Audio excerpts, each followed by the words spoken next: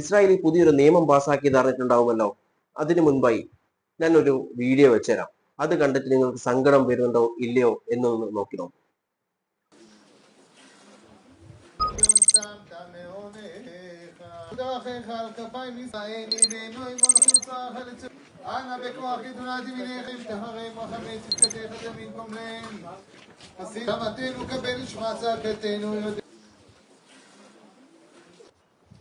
אתה بتبو أخوتي ഒരു മനുഷ്യൻ കൊല്ലപ്പെടുമ്പോൾ അല്ലെങ്കിൽ മരണപ്പെടുമ്പോൾ സ്വാഭാവികമായിട്ടും ഒരു സങ്കടം എല്ലാവർക്കും വരും. അതായത് മനുഷ്യരായിട്ടുള്ള എല്ലാവർക്കും ഒരു സങ്കടം വരും. പക്ഷേ ഞാൻ പറയുന്നു, ഇവരൊക്കെ മരണപ്പെടുമ്പോൾ സങ്കടപ്പെടേണ്ട യാതൊരു കാര്യവുമില്ല. കാരണം മരണത്തെ അല്ലെങ്കിൽ ഇവർക്ക് കൊല്ലുന്നത് ഒരു ഹരമാക്കിയെടുത്ത് ഒരു കളിയാക്കിയെടുക്കുന്ന ഒരു ടീമാണ് ഇവർ. എന്തിന്? ഇപ്പോൾ ഇസ്രായേലിൽ പുതിയൊരു നിയമം പാസ്സാക്കിയിട്ടുണ്ട്. ആ പാസ്സാക്കുമ്പോൾ അവർ, അതായത് ആളുകളെ കൊല്ലാനുള്ള നിയമമാണ് പാസ്സാക്കിയിട്ടുള്ളത്. സോറി, ആളുകളെ അല്ല, പാലസ്തീനികളെ കൊല്ലാൻ വേണ്ടിയിട്ട് ഉണ്ടാക്കിയിട്ടുള്ള ഒരു നിയമമാണ്. ആ നിയമം പാസ്സാക്കുമ്പോൾ അവരുടെ മുഖത്തുണ്ടായിട്ടുള്ള ആ ഒരു ആഹ്ലാദ പ്രകടനമുണ്ടല്ലോ, അതൊന്ന് കാണേണ്ടതാണ്. കണ്ടിട്ടില്ലെങ്കിൽ അത് കാണണം.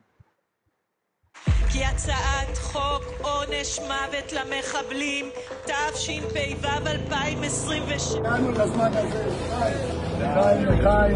השר, על מה כל החגיגה? לכל הנוח'בות, הגיבורים, על הילדים, על הנשים, על התינוקות שלנו. אני מת להוציא מחבלים להורג. עונש מוות למחבלים.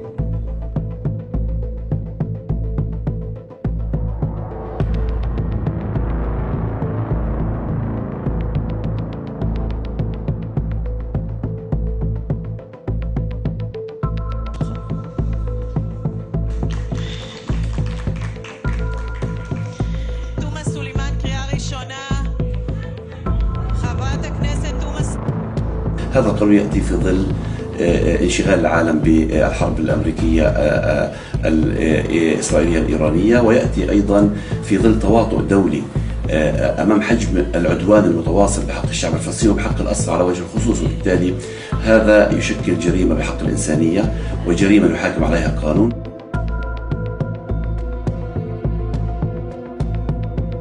هذا القرار يعني بدي أقول لك وجع في قلبي لحتى الآن. بنام وأنا مش نايمة، أضل أفكر كيف الأولاد إيش بصيرهم. وكنت متأملة لما صارت الصفقة، قلت خلاص نشوف أولادي ويرجعوا لي. עם ישראל חי. കണ്ടില്ലേ, പാലസ്തീനികളെ കൊല്ലാനുള്ള നിയമമുണ്ടാക്കിയപ്പോൾ അവരുടെ ആഘോഷം കണ്ടില്ലേ. അപ്പോൾ ഇവരുടെയൊക്കെ കൂട്ടത്തിലുള്ള ആളുകൾ കൊല്ലപ്പെടുമ്പോൾ നമ്മൾ സങ്കടപ്പെടേണ്ട കാര്യമുണ്ടോ? ഒരിക്കലുമില്ല.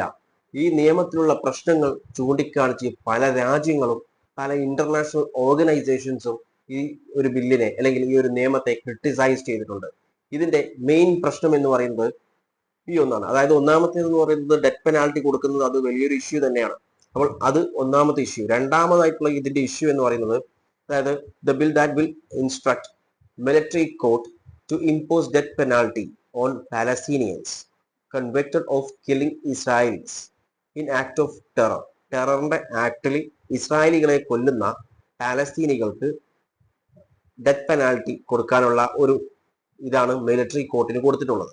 എന്നാൽ അതേ സമയം but will not impose the same penalty on Jewish Israelis convicted of killing Palestinians. പാലസ്തീൻസിനെ കൊല്ലുന്ന ജൂയിഷ് ഇസ്രായേലികൾക്ക് ഈ ഒരു പെനാൽറ്റി, അതായത് ഈ സെയിം പെനാൽറ്റി, അതായത് ഡെത്ത് പെനാൽറ്റി കൊടുക്കാനുള്ള ഒരു പ്രൊവിഷൻ ഇതിലില്ല. അതായത് ഇതൊരു ഡിസ്ക്രിമിനേറ്ററി ആയിട്ടുള്ള ഒരു നിയമമാണ്. നമ്മൾ മനസ്സിലാക്കണം, ഇസ്രായേലി എന്ന് പറയുന്നത് രാജഭരണമൊന്നുമല്ല. ഇസ്രായേൽ എന്ന് പറയുന്നത് ഒരു ഡെമോക്രാറ്റിക് കൺട്രിയാണ്. അവരാണ് ഇതുപോലുള്ള ഒരു നിയമം പാസ്സാക്കിയിട്ടുള്ളത്. അതായത് ഒരു പെർട്ടിക്കുലർ കമ്മ്യൂണിറ്റിനെ മാത്രം ഫോക്കസ് ചെയ്തിട്ട്.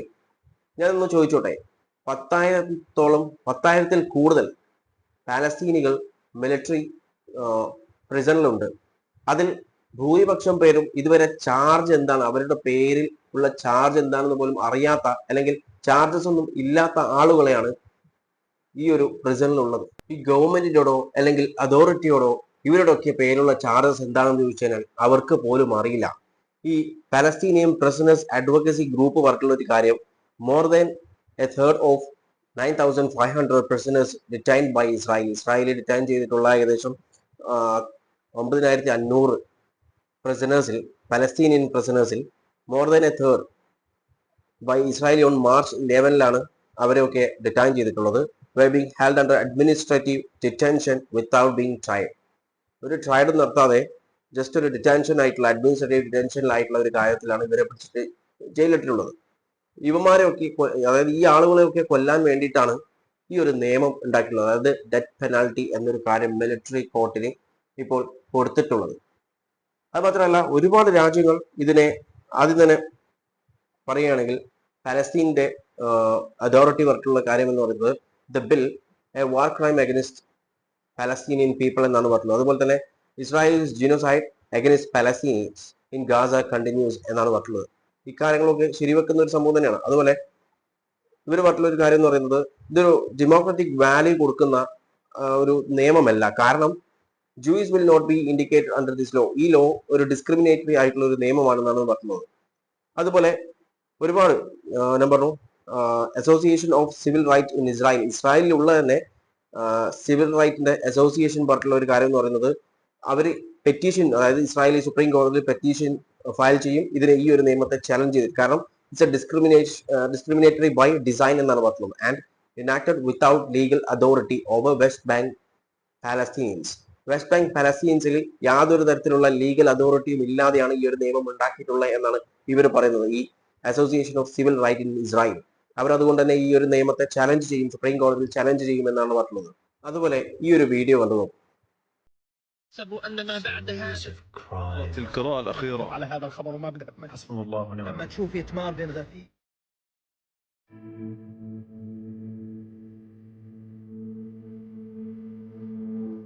بدهم يعدموهم وانتم نايمين وانتم في سبات ولا واحد فيكم ضوء. يا وقت ايش؟ بدنا نغضب، بدنا نطلع بإرادتك، من غصب عنك بدك تطلع وبدك تغضب لأجل الأصل. بخططوا لقتلهم. القانون عرض على الكنيسة وعرض على الكابينات المجلس العسكري وتصادق عليه. ظلت القراءة الأخيرة، شو بنستنى؟ أكثر من 10,000 أسير فلسطيني وعربي داخل سجون الاحتلال بواجهوا مصيرهم لوحدهم اليوم. What more should Palestinians endure? What a horrific time. It seems like the genocide was only the beginning of a series of crimes that we are going to witness.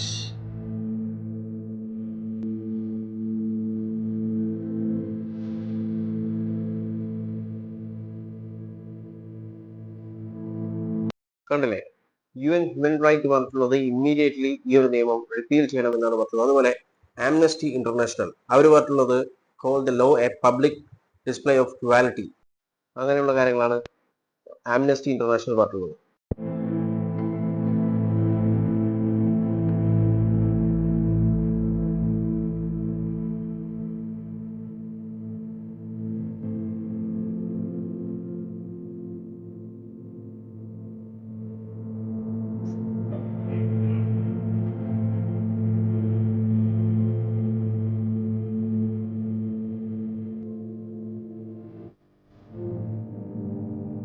لما تشوف يتمار بن غفير اللي اقترح قانون إعدام أسرانا الأبطال داخل سجون الاحتلال اللي يشرب الشمبانيا على إقرار هذا القرار، أي عجز وأي هوان لما إحنا قاعدين بننتظر إخواننا، جيراننا، أبنائنا، فرساننا، رجالنا اللي ضحوا بكل شيء، سهرات شبابهم، أعمارهم، أوقاتهم لأجل قضية فلسطين.